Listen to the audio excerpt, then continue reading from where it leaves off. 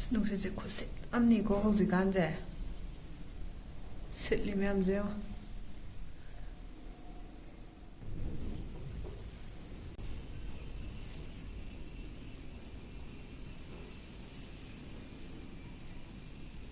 Hi everyone, welcome back. Ngasigi video se aina ngarang na handaki nungsit nungsa se amna sitlaga leiba adagi ayung til dang adum sile hing chupa ga sadum sitle ba ka aduna aina sidai se sta khoi gi hobjikan se scalp kari se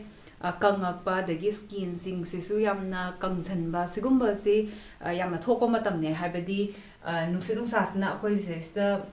leiriba khoi gi isagi leiriba manin moisture se chup thokpa kanghanba matam ne na ko aduna se sta khwai dagi hena problem tho ise po yamna thangba matam se si swai gi matam se ne ba ko aduna sigi thangi ba lupo se akoina amangi video ga dasu aise yamna toina pan bane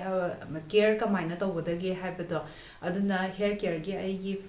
kaino da dum playlist ta changa kan da dum yeng be ani ba ko shampoo kai se ama sina so changna da bo yamna ning mane ba swai matam se sta aduna khoi gi ngasai gi lairiba dandruff se karam ba makhal gi no haibada dry skin type tadi yamna flaky oi ba se akhoi gi hot lu ba tor kan du da sam gi swai da kai da yamna u ba sam hat pa da ga ken ba man ba swai da prit ga ta ba man ba sugum ba se yamna thok pa ne oily scalp sing sidana ngasai gi akhoi gi masu hakka cha ba ga do bu di loina phau de ne du ga mana mapan da di to aroi scalp se napsala kan da lai doi ne ba ko aduna yamna ma gi di yamna hena sathi ba oi ba ne nam kan ba oi ba do thado ko khot ba da kya chalu ya da ba do adu maina oi gan ba ne ba ko adubu yamna dry oi ba yamna flaky oi ba sugumba sing sigi di yamna line na chat pa ya ba ni itchy scalp oi ba sugumba ga si di adum soothing oi ba da gi anti dandruff sum ba sinara kan yam line adum phaba ngam ba ne ba ko aduna aina matang chana sigi shampoo ga conditioner ga se review oina tong thoke haina oina khalla ba ne mama art ki sigi anti dandruff ki magi shampoo ga conditioner ga sine se yauri se lemon ga ginger ga yaure na itchy oiba aduga flaky scalp oiba sugumba se sta kaino to honam ne phahanna bane ba ko adu mama art ki pot sing se matte safe su oiba dermatologically tested oiba aduga ocd all hair type da hai tare du main sin na ba ma tani nu pa su nu pi su loina sizna ba yai ka adugi product ne aina se sizna gibagi do adu yenga se aduga magi yaurbe ingredients gi matung inna kai kana ba pi have du su yenga se Adi shampoo torom dai khuding gi samse hana phazana hatu e have di tangle free oraga di shampoo do nungai ba ko aduga ising na hana damp ohen ba ising lumbu sabam torakan da aduga shampoo se akoina khutta hapaga scalp ta toraga di adu di khatang kano oi ba wat pane ba adu duna ne ising kitang amda hana dilute to tho kan du da khoigi pami ba chang do adu bok to kan da samse sta shampoo se phajana to ba do ina smaina tak pas da di khuzina khotpa man na urangani khuzina khotpa na te ko si se have the fingertip to na scalp to the rub to bane ba ko adu ita di khoigi scalp ta napsala kholaga leiba dandruff myam do loina chatpada mateng pang bane ba ko se yauri ba ingredients se magi lemon siga ginger ga ne lemon se dandruff se yamna kano oi ba flaky oi ba dandruff lai riba sing se sise amuk use to matam se sta lemon hapaga di yamna line phan ba ngam bane ba ko aduga ginger city akhoi gi soothing oina na ba itchy scalp siga atagi dry scalp oraga leiba sugumba side mana yamna soothing oi hele ba ko adugi ni ginger yauri se aduna animax na pa ba se sta dandruff se su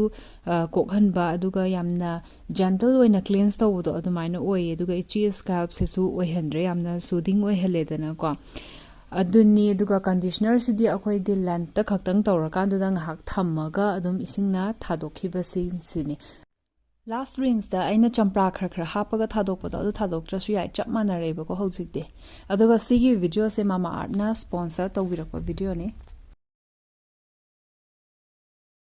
Mama art Earth ki product se kai kai de phangi habadu su ai screen da su thogalamge magi website tagi ama magi app da su ama phangani aduga ato site tagi haragadi Amazon Nykaa Purple Flipkart se sa phangbane ko aduga online da khaktang na tana offline da su anapa store da gai da loina mak yarbani hosikan di Mama Earth ki product sing se aduga aigi product code lai aduga 20% off hangadoi DB 2023 haina aigi siki screen da su thogalamge Sigi se hapaga di 20% off phang ba se kadai le lei matam da phangani Mama Earth ki app tagi natragana magi website tagi lei matam da phangani ba ka adumaina tawi Mama Earth ki products sing se sinabasu yamna nungai bani aduga plastic positive su oi ba adumaina India ki brand ni na ne ma se yamna kaino ohen bado akhoi gi sinabada chemical kai kai sumba yawda bani na long last oina sinabada adumaina nungai oi bado adumaina oi bani aduga kai go nupa ki masam tien ba khot poira ga di shigi conditioner se use to jasu yani habadi conditioner se scalp ta kari ta tawra ga di yamna kanna hena thadok ba ma change ba ko adu thadok ba kitang senghoktra ta di adu hena napsala ga phatta ba oi ni ba ko adu nupi gi di sam se sang bani na length ta kari ta adumaina conditioner se use to ba ya damni na sigi damak ta season bani nupi singi haidi masam sang ba singi ko aduga lupau kai kai thang ba sigi di ai tip oina mamang da kasu hair care ki video sing se da yamna hap khra ne adu playlist da dum yaw ne ko hair care ki adagi beginners ki makeup tutorial ki atu gi adagi ai sigi macha khaina hai tare playlist oina sema ga yaw ne adagi changa ga dum mayam yeng asu ya interest lai raga di ko adunna akhoi gi tip oina haibadi lupau thang ba sing se magi akhoi gi isa sing sina kitang section ba amadi chang gumba ama ma se lubau gumba kai gumba adumaina am laida di magi personal loina seasonary ba samchet adegi akhoi gi towel na traga phadi akhoi kok ta kai da kai sugumba se mi atoba ga share tawd ba ai mathanda na season ba oi ba ko adumaina tawba se yamna hena phani kai gi noidi lubau se bacterial infection ni na samse sina akhoi gi kok ta sumaina hat lu ba se lubau thang da ba amagi sam da hat matam du da magi kaino sigi samchet ki maton da kai da pa hoba sugumba gi infection se atopa da su irai lai na lohon ba ngam me ba ko aduga samchet se akhoi gi yamna toina sengdok pi ba iruluza ba shampoo to ba khudingi yamna toina akhoi gi shampoo khara happa ga adumaina sengdok pi ba adumaina yamna lunan bam su change aduga shampoo bu to thokita di akhoi gi hana khangam ba mon gi cover gai ke sindok pi ba aduga towel se samnung dai thok gi towel se khara toina sudok pi ba ko adumaina tawba shampoo dang tawba na tab ko adumaina khara hena section ta di yamna line na mu phaba ngam bane ada sigi tip macha cha sing se mayam ai sumtoi ni yeng ba sing de dung khangam bani mamang da kai da loina ma hap khra ngak ta ne